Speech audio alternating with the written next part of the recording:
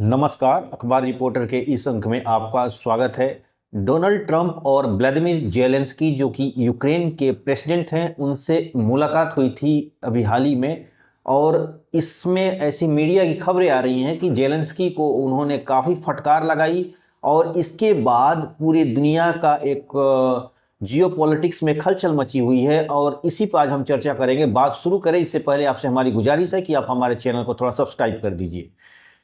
देखिए, यहाँ पर कुछ मैं बताना चाहता हूँ कि व्लादिमीर पुतिन जो कि रूस के प्रेसिडेंट हैं और डोनाल्ड ट्रंप में कुछ बातें हुई थी। और बातें ये हुई थी कि ये लोग हम हंगरी के एक बुडापेस्ट शहर है, वहाँ पर ये मिलने वाले थे। लेकिन ये मामला कुछ तय नहीं हो पाया, डेट वगैरह, और कैंसिल भी हो गया। वजह क्या थी? देखिए, वजह ये थी कि व्लादिमीर जेलेंस्की अमेरिकी राष्ट्रपति से मिलने के लिए अमेरिका पहुंचे हुए थे। अमेरिका पहुंचने के बाद व्लादिमीर जेलेंस्की जो हैं वो कुछ हथियार और कुछ मिसाइल्स वगैरह पर अमेरिका से बात करने वाले थे।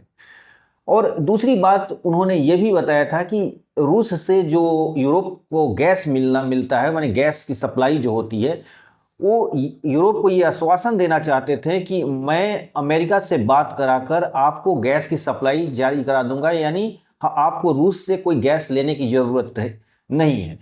इस तरह का आश्वासन उन्होंने दिलाया था यूरोपियन देशों को। हालांकि इस पर कुछ ज़्यादा खबरें स्पष्ट नहीं हुई है कि गैस को लेकर क्या अमेरिका ने बोला है। लेकिन एक बात तो मीडिया में, हालांकि जैसे पिछली बार जो जेलेंस्की की मुलाकात हुई थी उसमें बड़ी तूतू मैमे वाली स्थिति हो गई थी डोनाल्ड ट्रंप के साथ, लेकिन इस बार कोई मीडिया में तो सामने नहीं आया तूतू मैमे, लेकिन इस तरह की अंदर खाने से खबरें निकल के आई कि डोनाल्ड ट्रंप ने व्लादिमीर जेलेंस्की को फटकार लगाई थी। और क्यों फटकार लगाई थी ये बहुत ज़रूरी है। वजह यह है कि ये लड़ाई बहुत लंबे खींचते जा रही है और डोनाल्ड ट्रंप चाहे और लोग भी जो यूक्रेन को सपोर्ट कर रहे हैं वो एक तरह से थक चुके हैं। अब ये एक तरह से अब चाहते हैं किसी तरह ये कोई मामला, दोनों तुम्हारी विजय जय हमारी विजय जय, न तुम हारे न हम हारे, कह के इस मामले को खत्म किया जाए। इसी बीच डोनाल्ड ट्रंप से और पुतिन से बात हुई थी। पुतिन ने अपना स्पष्ट एक बात करा दिया कि जो क्रीमिया है और डोनबास है जो यूक्रेन में है लेकिन अभी रूस के कब्जे में है, तो व्लादिमीर पुतिन का कहना है कि डोनबास और क्रीमिया को रूस का क्षेत्र मान लिया जाए। हालांकि क्रीमिया उन्होंने 2014 पे ही उस पर अपना एक तरह से कब्जा करके बैठा हुआ है रूस, लेकिन यूरोपियन देश इस पर सहमत नहीं थे और आज तक उन्होंने उसको एक तरह से ऑक्यूपाइड नहीं बोलते हैं। तो डोनाल्ड ट्रंप से उन्होंने फोन पे बोला कि आप डोनबास को और क्रीमिया को ये कह दो कि ये रूस का पार्ट है, ये यूक्रेन मान ले। इस पर जो जेलेंस्की थे वो तैयार नहीं है। जेलेंस्की का कहना है कि क्रीमिया के बिना यूक्रेन अधूरा है। तब डोनाल्ड ट्रंप ने यह बात बोला कि अगर क्रीमिया के बिना यूक्रेन अधूरा है तो अब याद रखिए पुतिन पूरे यूक्रेन को बर्बाद कर देंगे। और जो लॉन्ग मिसाइल आप टॉम हॉक मिसाइल जो आप मांग रहे हैं वो फिलहाल अभी हम देने की मूड में नहीं है। अभी देखिए, कहने का मतलब ये है कि अगर लॉन्ग रेंज का मिसाइल अगर यूक्रेन को मिल जाता है तो यूक्रेन सीधा रूस के मॉस्को वगैरह पे हमला करना शुरू कर दिया। और अगर पुतिन ने साफ साफ कर दिया कि अगर कोई भी इस तरह का हरकत करता है, चाहे कोई भी देश, तो मैं सीधे उस देश को अपना युद्ध में हम शामिल मान लूंगा और एक तरह से पार्टी मान के उससे डायरेक्ट वॉर में हम इन्वॉल्व हो जाऊंगा। एक तरह से उन्होंने अमेरिका को इनडायरेक्टली धमकी दे दिया है। हालांकि बहुत मुद्दे पर उन्होंने डोनाल्ड ट्रंप को एक बहादुर आदमी भी बोला है, तो ये दोनों में थोड़ी केमिस्ट्री दूसरी है। लेकिन अब बात क्या है? बात यह है कि क्रीमिया और जो डोनबास का क्षेत्र है यूक्रेन तो देने के लिए तैयार नहीं है। तो इसलिए डोनाल्ड ट्रंप ने कहा कि तुम जो मर्जी हो करो, लेकिन अगर रूस के साथ कोई बात करनी है तो तुम्हें इन क्षेत्रों पर समझौता करना होगा। लेकिन मजे की बात है कि पोलैंड और फ्रांस और कुछ यूरोपियन देश इस बात के लिए डोनाल्ड ट्रंप की आलोचना कर रहे हैं। डोनाल्ड ट्रंप के खुद उनके देश में ही आलोचना शुरू हो गई है कि इस तरह तो आप लगता है कि रूस को इनाम दे रहे हैं। यानी रूस ने और यूक्रेन लगातार 2-3 साल से लड़ रहे हैं ये लोग, और बदले में यूक्रेन को अगर डोनबास और क्रीमिया को छोड़ना ही पड़ेगा तो फिर ये लड़ाई का मकसद क्या है? ये फ्रांस और पोलैंड का कहना है। डोनाल्ड ट्रंप कह रहे हैं कि भाई इस तरह की कोई अब बातें नहीं, इस जहां तक है इस लड़ाई को खत्म किया जाए।